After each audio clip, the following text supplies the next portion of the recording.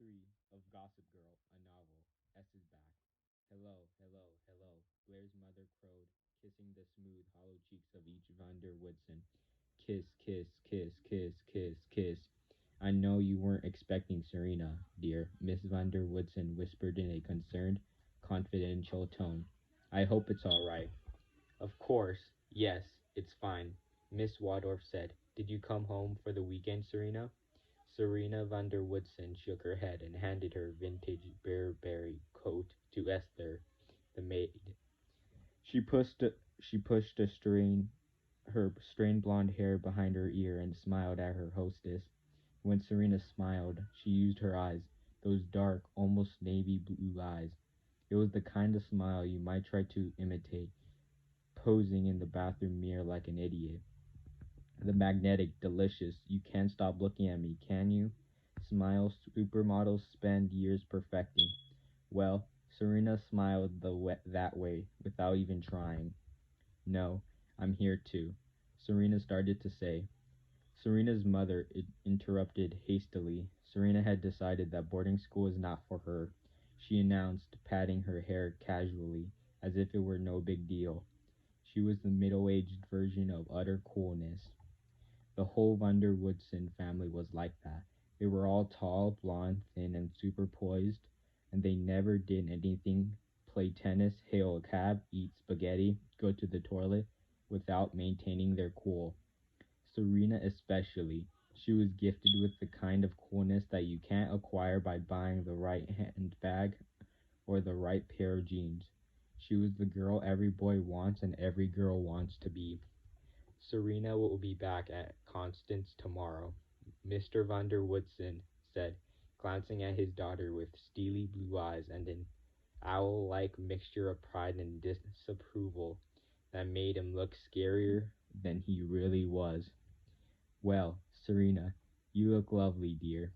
Blair will be thrilled to see you, Blair's mother trilled. You're one to talk, Serena said, hugging her. Look how skinny you are, and the house looks so fantastic. Wow, you've got some awesome art. Miss Waldorf smiled, obviously pleased, and wrapped her arm around Serena's long, slender waist. Darling, I'd like you to meet my special friend, Cyrus Rose, she said. Cyrus, this is Serena. Stunning. Cyrus Rose boomed. He kissed Serena on both cheeks and hugged her a little too tightly. She's a good hugger, too, Cyrus added, patting Serena on the hip. Serena giggled, but she didn't flinch. She'd spent a lot of time in Europe in the past 2 years, and she was used to being hugged by harmless, horny European gropers who found her completely irresistible. She was a full-on groper magnet. Serena and Blair are the best friends, Eleanor Waldorf explained to Cyrus, but Serena went away to Hanover Academy in 11th grade and spent this summer traveling. It was so hard for poor Blair with you gone this past year, Serena, Eleanor said, growing misty-eyed, especially with the divorce, but you're back now. Blair would be so pleased. Where is she?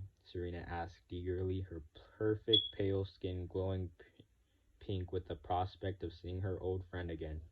She stood on tiptoe and craned her head to look for Blair, but she soon found herself surrounded by parents, the Archibalds, the Coateses, the Bases, and Mr. Farkas, who each took turns kissing her and welcoming her back. Serena hugged them happily. These people were home to her, and she'd been gone a long time. She could hardly wait for life to return to the way it used to be. She and Blair would walk to school together, spend double photography in sheet metal in Central Park, lying on their backs, taking pictures of pigeons and clouds, smoking and drinking Coke and feeling like hardcore artists. They would have cocktails at the Star Lounge in the Tribeca Star Hotel again, which always turned into sleepover parties because they would get too drunk to get home. So they'd spend the night in the suite Chuck Bass's family kept there. They would sit on Blair's four-poster bed and watch Audrey Hepburn movies, wearing vintage lingerie and drinking gin and lime juice. They would cheat on their Latin tests like they always did. Amo, amas, amat was still tattooed on the inside of Serena's elbow in permanent marker. Thank God for three-quarter length sleeves. They drive around Serena's parents' estate in Ridgefield, Connecticut, in the caretaker's old Buick station wagon, singing the stupid hymns they sang in school and acting like crazy old ladies. They'd pee in the downstairs entrances to their classmates' brownstones and then ring the doorbells and run away. They'd take Blair's little brother Tyler to the lower estate side and leave him there to see how long it took for him to find his way home. A work of charity, really, since Tyler was now the most streetwise boy at St. George's. They'd go out dancing with a huge group and lose 10 pounds just from sweating in their leather pants. As if they needed to lose weight, they would go back to being their regular old fabulous selves, just like always. Serena couldn't wait. Got you a drink, Chuck Bass said, elbowing the clusters of parents out of the way and handling Serena a tumbler of whiskey. Welcome back, he added, ducking down to kiss Serena's cheek and missing it intentionally so that his lips landed on her mouth. You haven't changed, Serena said, accepting the drink. She took a long sip. So, did you miss me? Miss you? The question is, did you miss me? Chuck said. Come on, babe, spill. What are you doing back here? What happened? Do you have a boyfriend? Oh, come on, Chuck, Serena said, squeezing his hand. You know I came back because I want you so badly. I always wanted you. Chuck took a step back and cleared his throat, his face flushed. She'd caught him off guard, a rare feat. Well, I'm all booked up for this month, but I can't put you on the waiting list, Chuck said huffily, trying to regain his composure. But Serena was barely listening to him anymore. Her dark blue eyes scanned the room, looking for the two people she wanted to see most, Blair and Nate. Finally, Serena found them. Nate was standing by the doorway to the hall, and Blair was standing just behind him, her hair bowed, fiddling with the buttons on her black cardigan. Nate was looking directly at Serena, and when her gaze met his, he bit his bottom lip the way he always did when he was embarrassed, and then he smiled. That smile, those eyes, that face. Come here, Serena mouthed at him, waving her hand. Her heart sped up as Nate began walking toward her. He looked better than she remembered. Much better. Nate's heart was beating even faster than hers. Hey, you, Serena breathed when Nate hugged her. He smelled just like he always smelled, like the cleanest, most delicious boy alive. Tears came to Serena's eyes, and she pressed her face into Nate's chest. Now she was really home. Nate's cheeks turned pink. Calm down, he told himself, but he couldn't calm down. He felt like picking her up and twirling her around and kissing her face over and over. I love you, he wanted to shout, but he didn't. He couldn't. Nate was the only son of a Navy captain and a French society hostess. His father was a master sailor and extremely handsome, but a little lacking in the hugs department. His mother was the complete opposite, always fawning over Nate and prone to emotional fits, during which she would lock herself in her bedroom with a bottle of champagne and call her sister on her yacht in Monaco. Poor Nate was always on the verge of saying how he really felt, but he didn't want to make a scene or say something might regret later. Instead, he kept quiet and let other people steer the boat, while he laid back and enjoyed the steady rocking of the waves. He might look like a stud, but he was actually pretty weak. So, what have you been up to? Nate asked Serena, trying to breathe normally. We missed you. Notice that he wasn't even brave enough to say, I missed you. What have I been up to? Serena repeated. She giggled. If you only knew, Nate. I've been so bad. Nate clenched his fists involuntarily. Man, oh man, had he missed her. Ignored as usual, Chuck slunk away from Serena and Nate and crossed the room to Blair, who was once again standing with Katie and Isabel. $1,000 say she got kicked out, Chuck told them, and doesn't she look fucked? I think she's been thoroughly fucked. Maybe she had some sort of prostitution ring going on up there. The Mary Madame of Hanover Academy, he added, laughing at his own stupid joke. I think she looks kinda spaced out too, Katie said. Maybe she's on heroin. Or some prescription drug, Isabel said. Like Valium or Prozac. Maybe she's gone totally nuts. She could have been making her own Katie agreed. She was always good at science. I heard she joined some kind of cult, Chuck offered. Like she's been brainwashed and now all she thinks about is sex and she has to do it all the time. When is dinner going to be ready? Blair wondered, tuning her friend's ridiculous speculations. She had forgotten how pretty Serena's hair was, how perfect her skin was, how long and thin her legs were, what Nate's eyes looked like when he looked at her, like he never wanted to blink. He never looked at Blair that way.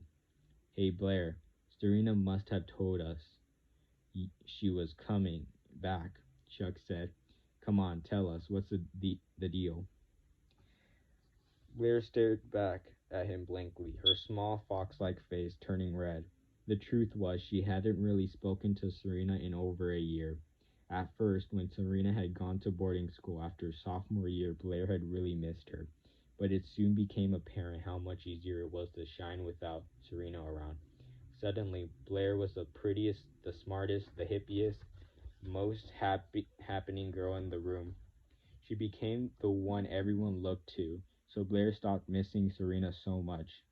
She'd felt a little guilty for not staying in touch, but even that had worn off when she received Serena's flippant, impersonal emails describing all the fun she was having at boarding school.